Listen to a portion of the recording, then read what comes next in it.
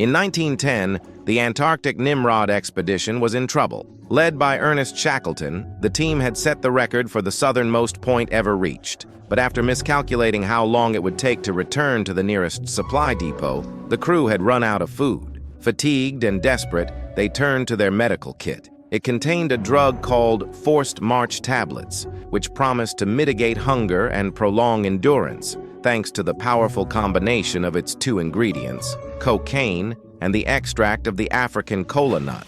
After taking the pills, the team was able to push through and reach safety. So how did the kola nut, a sacred ingredient from West Africa, end up in Shackleton's emergency kit? And how did this same combination of kola nut and cocaine make its way into the original recipe of a drink that billions of people consume every day? The kola nut is the seed of the kola tree, a small evergreen native to the tropical forests of West Africa, where it has long been integral to the cultural fabric of many communities. Among the Igbo, the bitter nut is known as the food of the gods. In Igbo homes, it's custom to greet and honor guests by breaking a seed and sharing the lobes. Within Yoruba communities, kola plays a central role in many religious ceremonies, such as weddings, funerals, and divination. Kola nuts can contain up to 2.5% caffeine, or about twice the concentration found in coffee beans, along with trace amounts of theobromine, a structurally similar compound.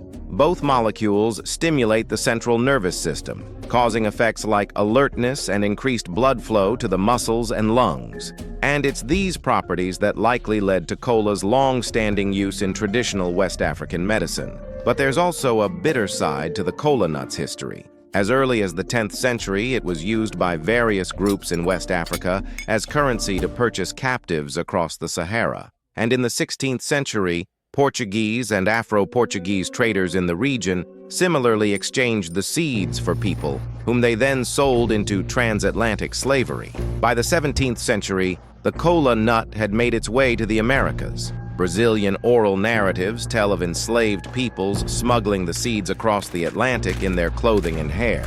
Enslavers who learned of the nut's energizing properties often weaponized it, supplying it to subjugated workers to induce more backbreaking labor. However, in places like Jamaica, Cuba, and Brazil, many enslaved communities managed to cultivate kola on their own, allowing them to preserve and continue practicing their cultural and religious traditions. In the late 19th century, the kola nut gained the attention of pharmacists in Europe and North America.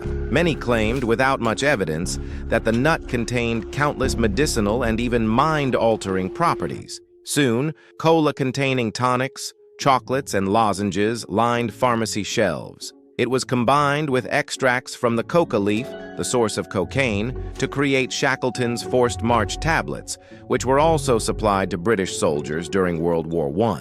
In 1886, Atlanta pharmacist John Pemberton used this same potent combo to create the original recipe for Coca-Cola, which he claimed could treat ailments like headaches, indigestion, and impotence. By the 1920s, African export of the kola nut slowed, thanks in part to the introduction of another energizing seed from the region, the cocoa bean. Around this time, the Coca-Cola company is also said to have significantly reduced the kola nut in its recipe, but no one knows for sure. The exact ingredients remain a closely guarded trade secret. However, we do know that the company removed all traces of cocaine by 1903. Today, the kola nut can still be found in various drinks and supplements, like Bissy tea, a staple in many Jamaican homes. Believed to have been first brought to the region on slave ships in the 17th century, this tea is just one example of how the kola nut, despite its bitter past, continues to serve as a powerful symbol of cultural preservation and remembrance.